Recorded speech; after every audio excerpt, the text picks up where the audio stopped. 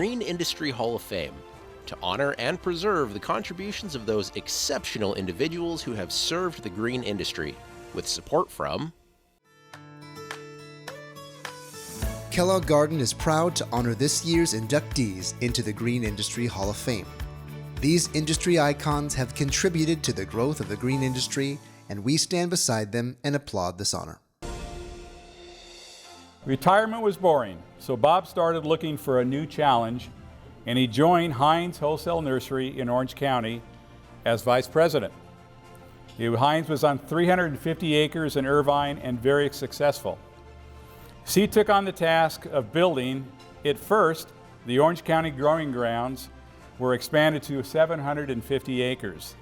Then 2 new nurseries were built, one in Houston, Texas, and the other in Vacaville, California. Both were 200-plus acre nurseries. At the very young age of 92, Seat and his beautiful wife, Sandra, live on Balboa Island in Orange County, where their 6 children and 6 grandchildren visit often. Mr. Robert Seat.